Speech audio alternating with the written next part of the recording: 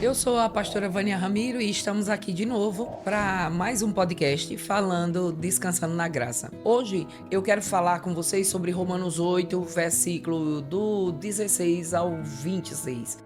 Eu quero falar com vocês sobre paz, porque nós precisamos de paz. E o que é paz? Paz é ausência de guerra, paz é ausência de conflito, paz. E foi o que Jesus trouxe para nós, sabe? Deixa eu começar assim com você. A palavra diz que o fruto do Espírito é amor. E de amor nós temos uma sequência. Você conhece uma fruta chamada romã? Essa fruta romã, ela é cheia de cubinhos, sabe? De sementinhas e esse é o fruto dela. Amor é a romã inteira, fechadinha. Quando a gente abre a romã, ela aparece, quando a gente abre essa fruta, ela aparece vários gominhos. Então, esses gominhos é paz, é alegria, é fidelidade, é bondade, é perseverança, domínio próprio, mansidão. E sabe, isso são coisas que tá faltando em nossa sociedade. Mas não tem como nós sermos fiéis se a gente não entende a vida pelo Espírito. E o que é a vida pelo Espírito? A vida pelo Espírito é quando você aceita o que Jesus fez por você. Então, como vamos começar nisso? Novo nascimento. Novo nascimento não é você ser batizado nas águas. Isso não fala de novo nascimento. O que é novo nascimento? É você receber Jesus como Senhor e Salvador. Sabe que você pode fazer isso agora? Então, declara comigo, eu recebo Jesus como meu Senhor e meu Salvador.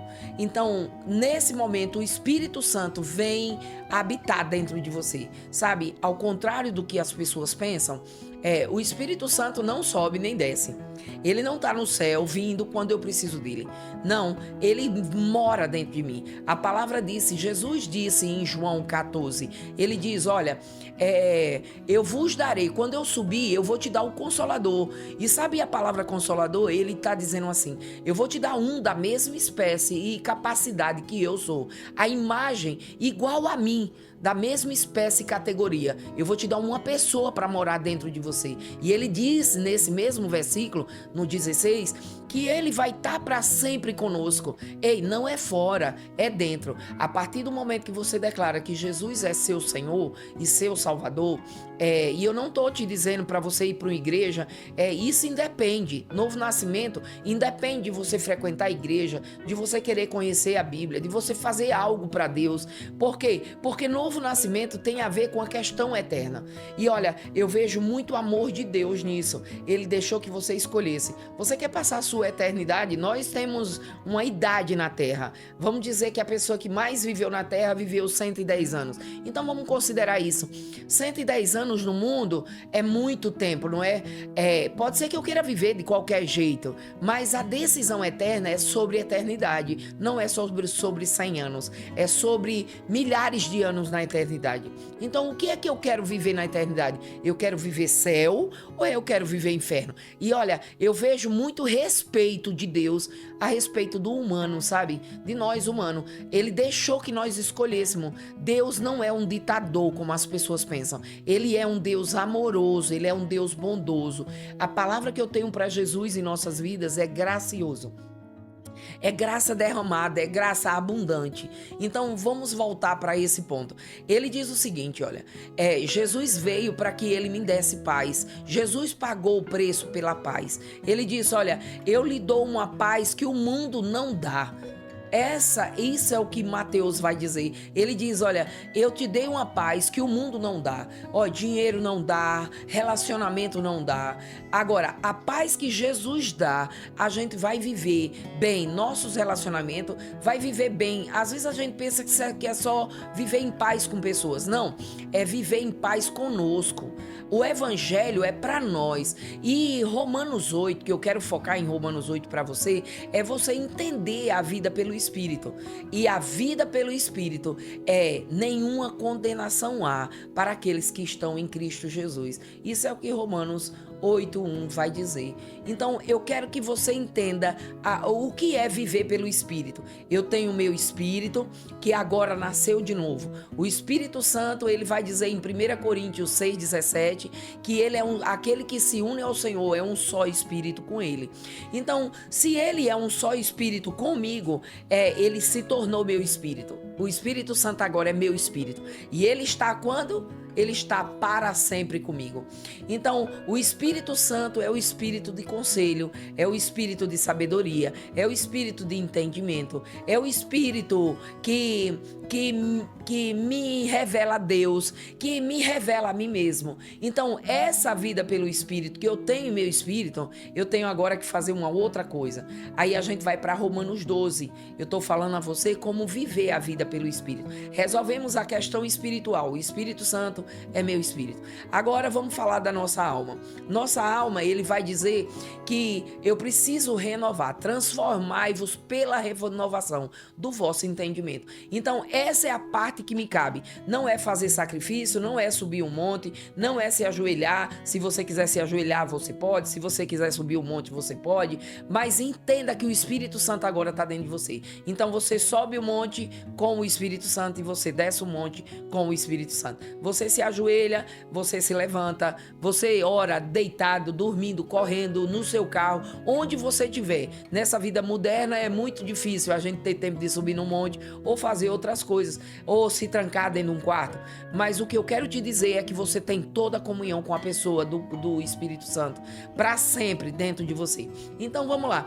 Quando ele fala, agora resolvemos a questão espiritual, o Espírito Santo é meu espírito, e agora eu preciso fazer uma outra coisa, renovar a minha mente. Aí ele diz assim, olha, rogo-vos, pois, irmão, Romanos 12, 1 e 2, rogo-vos, pois, irmão, pela compaixão de Deus, que apresenta o seu corpo como sacrifício vivo, santo e agradável ao Senhor, que é o vosso culto racional. Então, olha, vamos pegar primeiro esse versículo de Romanos 12, 1. Ele vai dizer que você apresente seu corpo como sacrifício vivo. Então, qual é o sacrifício vivo? É se ajoelhar? Não. É você renovar a sua mente com a palavra. Romanos 12, versículo 2, ele vai dizer isso. Mas transformai-vos pela renovação do vosso entendimento, para que a gente experimente qual é a boa, a agradável e a perfeita vontade de Deus. Olha, a boa é 30% da vontade de Deus, a agradável é 60%, agora a perfeita é 100%. Então eu não posso querer viver 100% de prosperidade em área nenhuma na minha vida se eu conheço Deus só 30%, se eu só conheço a palavra de Deus 30%. E quem é a palavra de Deus? Jesus é a palavra de Deus. Então, eu preciso entender que eu preciso conhecer quem é Jesus, para eu experimentar a boa, a agradável e a perfeita vontade de Deus, até se tornar perfeito. Por que perfeito? As pessoas pensam que perfeito é a gente não fazer nada de errado. Não, a palavra perfeição na Bíblia fala de amadurecimento, de uma pessoa madura. Eu conheço, olha, essa é uma pessoa madura. Eu sei que o Espírito Santo é meu espírito, eu sei que eu preciso apresentar meu corpo como sacrifício vivo. Então, quando eu declaro a palavra, quando eu pratico o bem, quando eu amo pessoas, quando eu ando em paz, quando eu ando em alegria, quando eu ando em mansidão, quando eu pratico o fruto do Espírito, que eu comecei com vocês em Gálatas 5, 20, 19 ao 22, fala do fruto do Espírito. Ele está dizendo, olha, com todas as vezes que eu pratico o fruto do Espírito, eu estou andando no Espírito. A gente só pode viver no Espírito através da nossa carne. Afinal de contas, é nosso corpo que carrega a pessoa do Espírito Santo, que carrega a vida de Deus. Agora, o que é que eu preciso fazer em relação à minha alma? O Romanos 12, 2 vai dizer que transformai-vos pela renovação do vosso entendimento, para que você experimente qual é a boa, a agradável e a perfeita vontade de Deus. Então não tem como eu experimentar a vontade de Deus se eu não renovar a minha mente. E como é que eu vou renovar a minha mente? Deixa eu te falar como. Os versículos é a palavra de Deus. Hebreus 6, do versículo do 13 ao 23, ele vai dizer assim, olha, Deus não tinha maior por quem jurar, ele jurou por ele e pela palavra, pela imutabilidade do seu conselho, por duas coisas imutáveis que ele jurou. Foi quem? Por ele, Deus e por Jesus, que Jesus é a palavra e a palavra é Jesus. Então, nós temos que entender que o que está escrito é a palavra. Então eu pego essa palavra, eu encho, eu renovo minha mente. Como é que eu renovo? Então vamos lá, na questão de paz, a questão de paz é a ausência de guerra. Então eu estou cheia de guerra e eu preciso de um versículo que fale de paz. Eu já sei que o fruto do Espírito é paz. Eu já sei que o Espírito Santo é carregado de paz. Eu não tenho que fabricar paz, porque eu já tenho paz no meu espírito, mas eu preciso de paz na minha alma. Então eu pego um versículo que diz assim, Filipenses 4, versículo 7. E a paz de Deus, que excede todo entendimento, guarda a minha mente e guarda meu coração em Cristo Jesus. Então, eu pego esse versículo de Filipenses 4, 7 e determino que a paz de Deus, que é Jesus, vai guardar a minha mente. Olha, tem um versículo que ele diz, Isaías 53, versículo 4 e 5. Ele diz, verdadeiramente, ele tomou sobre si nossas dores. Esse versículo não fala só de paz. Ele fala de paz no nosso corpo, ele fala de paz na nossa alma, ele fala de saúde, ele fala de Jesus, do castigo que nos traz a paz, das chicotadas que Jesus levou nas costas. Sabe, aquele massacre que Jesus sofreu, 39 chicotadas, não era 40, porque matava. 39 deixava no limite da dor e não matava, porque eles não queriam que Jesus morresse. E Jesus não poderia morrer daquele jeito. Jesus teria que morrer na cruz, porque ele teria que resolver uma outra questão, a da maldição.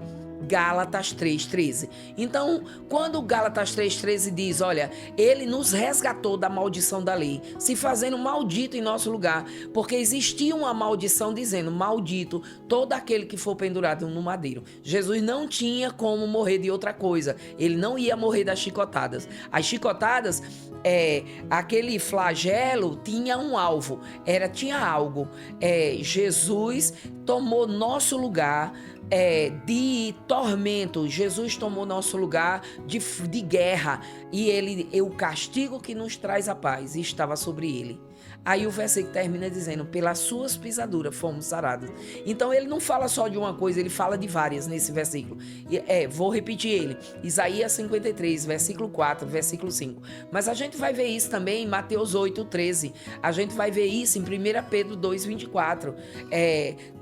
Maldito todo aquele que for pendurado no madeiro. Ele levou nossas doenças, ele se tornou doença, ele se tornou pecado. Olha, Jesus se identificou e nos substituiu. Ele é a nossa identificação e ele é a nossa substituição. Ele se colocou em todos os lugares para que a gente entendesse. Eu não tenho que passar doença, eu não tenho que passar falta. Sabe por que não tem que passar falta? Eu vou te dizer por quê. Porque Filipenses 4,19, ele vai dizer que ele supre cada uma das nossas necessidades em Cristo Jesus. Então, o que eu quero que você entenda é que o que você precisa está na palavra. E não está no Velho Testamento, está no Novo Testamento. Olha, já diz que é velho, porque é ultrapassado.